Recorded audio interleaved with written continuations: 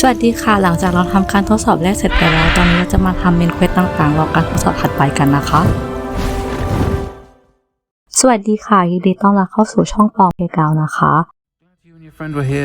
เนื่องจากเราแวะมารับเควสปรับปรุงไม้กวาดเราเลยแวะไปทำเมนเควสแรกพร้อมกันไปเลยนะคะซึ่งเราจะต้องไปหาเชโรนาเพื่อหาข้อมูลเกี่ยวกับกอบลินชื่อลอดกอบ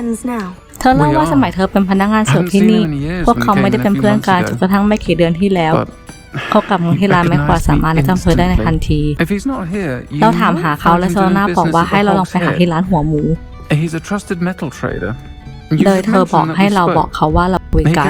เพราะเขาไม่ไว้ใจพ่อมึงไม่หมดเท่าไหร่แต่ถ้าเราอยากจัดการแลนด์ล็อกก็สามารถนับลอดกอกเป็นพันธมิตรได้พอเราไปคุยกับลอดกอกที่ร้านหัวหมูเขาจำเราได้ว่าเราเป็นนักเรียนที่โดนตามล่าในวันที่โทรโจมตีหมู่บ้านเมื่อเราบอกว่าเชโรนาไว้ใจเราเขาจึงยอมบอกแผนการที่จะเป็นประโยชน์ทั้งกับเราและกับเขาเขาเล่าว่าเมื่อหลายปีก่อนแม่มดได้ขโมยมรดกตกทอดของกอบลินและลือกันว่าสิ่งนั้นถูกฝังในโลงศพของเธอซึ่งสุสานนั้นมีเพียงพ่อมดแม่มดเท่านั้นที่เข้าไปได้ลอดกอกและลาล็อกแตกคอกันและของสิ่งนี้อาจช่วยทำให้พวกเขากลับมาพบกันได้หากเราตามลอดกอกไปที่สุสานเขาจะเล่าว่าสิ่งนี้คือ Helmet of Urgot เขาบอกว่าแม่มดคนนั้นซื้อมาเป็นเครื่องประดับสำหรับกอลินแล้วคนสร้างคือเจ้าของไม่ใช่คนซื้อเราสงสัยว่ามุมมองที่แตกต่างกันนี้ทำให้พ่อมดแม่มดและกอบลินผิดใจกันหรือไม่ก่อนเข้าไปในสุสานเราสามารถถามได้ว่าทำไมเกาะอันนี้ถึงมีความสำคัญ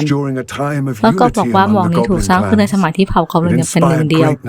และเมื่อเสียมันไปหมวกนี้เลยเป็นสัญลักษณ์ของการที่พ่อมดแม่มดเอาทุกอย่างมาจากกอบลินและแลนด์ล็อกจะยินดีเป็นอย่างมากหากเขาเอาไปคืนได้เมื่อเราเข้ามาเรื่อยๆเราจะเห็นโลงศพแต่น่าจะไม่ใช่ของเธอแล้วต้องคลายปริศนาเพื่อเปิดประตูโดยเราสามารถใช้เลเวลิโอเพื่อเผยผีเสื้อและใช้ลูมอสพาผีเสื้อมายังประตูให้ครบทั้ง3ตัวในที่สุดเราจะเริ่มจากศัตรูนะคะซึ่งในครั้งจะเจอกับอินเฟอร์ไดอย่าลืมใช้ไฟเพื่อจัดการให้เรียบร้อยห้องถัดมาเราจะเจอกับประตูผีเสื้อเหมือนเดิมแต่ผีเสื้อตัวนึงจะอยู่บนแท่นสูงมากดังนั้นเราต้องเอาผีเสื้อมาที่คันบังคับแล้วใช้ดีเพาโซหมุนคันบังคับแท่นจะยกตัวขึ้นมาเราก็ต้องรีบปีนขึ้นไปเพราะแท่นจะลงมาเร็วมากเลยนะคะพอจากตรงนี้ไปด้านจะพบกับทางถัดไปซึ่งเป็นทางเดินที่เราข้ามไปไม่ได้ตรงนี้จะต้องใช้อาร์คิโอดึงลิ้นชักออกมาเมื่อเราดึงกองโค้งกระดูกมาตรงทางเดินโค้งกระดูกก็จะกลายเป็นสะพานให้เราข้ามไปเปิดหีบได้นะคะจริงๆแล้วนึกอะไรไม่ออกก็ใช้เลเวลิโอกับรอตัวละครเราไปก็ได้นะคะตรงนี้เราก็ยิงลอกลงมาพอพื้นแตกแล้วก็ลงไปข้างล่างในส่วนของห้องนี้หลังจากสู้กับอินฟลายเสร็จแล้วเราต้องเอาผีเสื้อตัวหนึ่งมาใช้หมุนคำบังคับแล้วเราต้องไปยืนรอบนแท่นเลยนะคะไม่งั้นจะขึ้นไม่ทันจากนั้นเราก็เอาผีเสื้อทางขวาไปแปะที่ประตู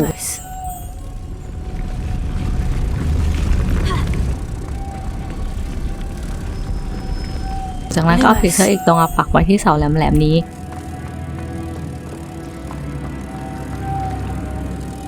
พอหมุนเป็นวังคับเอาเสาขึ้นมาแล้วก็ลูมอสเอาผีเสื้อตัวนี้ไปไว้ที่ประตูนะคะส่วนผีเสื้ออันสุดท้ายอยู่ข้างๆประตูเลยเมื่อมาถึงโรงศพของแม่มดเราเจอกับแอชไวเดอร์1 คนแล้วพบว่าเขาเอาหมวกไปแล้ว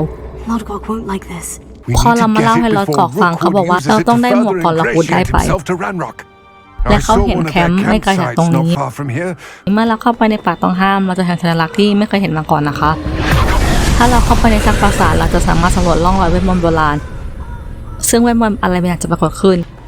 นี่ก็คือเวทมนต์ที่ศาสตราจารย์ล็อกวูดเคยบอกไว้ก่อนหน้านี้ถ้าเราใช้เลวิลิโอก็จะเห็นว่ามีอีกนะคะดังนั้นเราต้องลงไปข้างล่างซึ่งเราจะต้องต่อสู้กับอินเฟอร์ไลและเปิดลิ้นชักเก็บให้ครบทั้ง3 อันสัญลักษณ์ก็จะหายไปนะคะ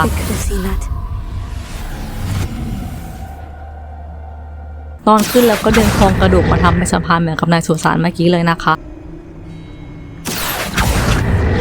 แต่เราดันดึงเข้าตัวเองเราเลยติดออกไม่ได้ก็เลยต้องโหลดเล่นใหม่นะคะจริงๆแล้วใช้วิงการเดียมเลวิโอซาเพื่อบังคับให้ทางจะปลอดภัยกว่าอาร์คิโอนะคะ เมื่อมาถึงแคมป์เราจะเห็นนิฟเลอร์โดนจับอยู่ในกรงแต่เรายังไม่ได้เรียนวิธีสะเดาะก่อนนะคะขอโทษด้วยนะน้องพอมาถึงจริงๆเราจะเจอกับพ่อแม่มดสันมือและโทเลยนะคะพอจัดการทุกคนหมดแล้วเราก็ไปหาหมวกแต่พอเราเจอหมวกปั๊บนักฆ่าแอชไรเดอร์จะโผล่มา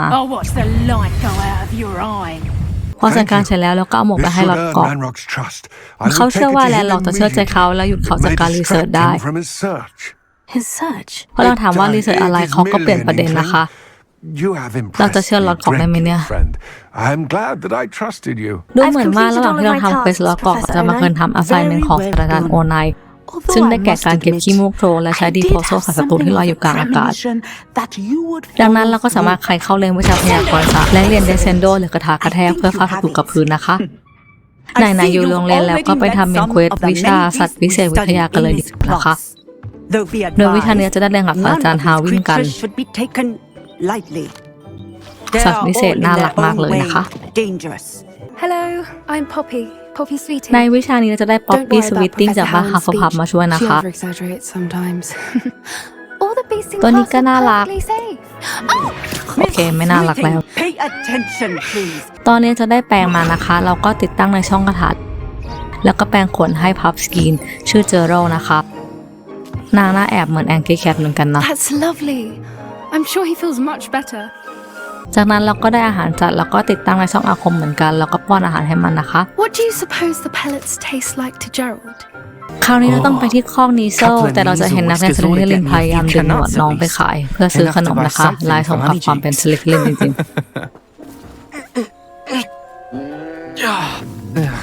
Stupid thing. Her name is Persephone. Her name is Persephone. That's really not funny. ๆหลายแบบนางร้ายละครหลังข่าวมาก ตอนนี้เราก็แบ่งขนและให้อาหารนีเซลได้เลยนะคะพอจบคลาสแล้วศาสตราจารย์ฮาร์วิจะคุยกับเราเรื่องนักลักลอบฆ่าสัตว์ของล็อกวูดนอกจากนั้นป๊อปปี้จะขอคุยกับเราขอบคุณที่เราช่วยจัดการนักเรียนที่แกล้งสัตว์ Actually, และเมื่อเราสองคน in มี light ความคิดเหมือนกันเธอจะพาเราไปพบกับอะไรบางอย่างในป่า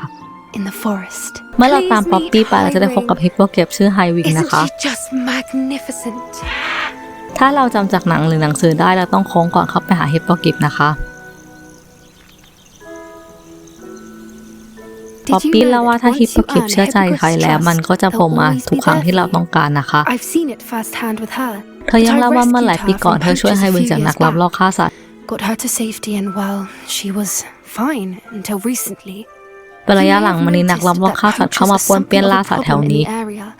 เธอเลยกลัวไฮวิงโดนจับนอกจากนี้เธอยังสังเกตเห็นพวกเขาในหมู่บ้านพูดคุยกับคนในเมืองเธอคิดว่าพวกเขาวางแผนอะไรบางอย่างแน่ๆและเธอจะไปลองสืบดูแล้วเลยบอกว่าถ้ารู้อะไรก็ให้อัปเดตเราด้วย You seem undeterred. Will you let me know what you find out? คือจริงๆก่อนหน้านี้เราไปรับเควสปรับปรุงไม้กวาดมาซึ่งสนามแข่งที่2จะอยู่ใกล้หมู่บ้านไอรอนเดลนะคะใกล้ๆหมู่บ้านเราจะเจอกับเปย่าแฟนของนาราที่ศึกษาเกี่ยวกับเมอร์ลินด้วยนะคะ Brilliant historian. พอมาถึงสนามสำหรับแข่งบินสนามนี้ยากมากจริงๆเราทำยังไงก็ไม่ผ่านเลยปล่อยไปก่อนนะคะถ้ากลับมาที่หมู่บ้านเราจะพบกับอาร์เทียทวิตเตอร์เธอบอกว่าก่อนสามีของเธอตายเขากำลังไขปริศนาแจกันใกล้ๆรูปปั้นนอกหมู่บ้านถ้าเราพังแจกันครบทุกอันแล้วรูปปั้นจะเกิดสนามประลองแบทเทิลอารีนาที่เราต้องต่อสู้กับศัตรูที่มาเป็นเวฟๆนะคะ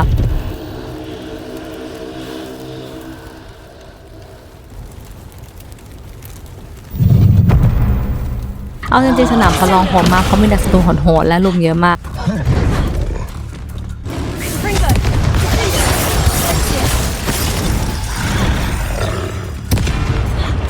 เรามาตายตอนเวฟ5ก็เลยพอก่อนนะคะจริงๆแล้วเราตั้งใจจะรวมเมนเควสของพันโลในวิดีโอนี้ด้วยแต่วันนี้วิดีโอยาวมากพอสมควรแล้ว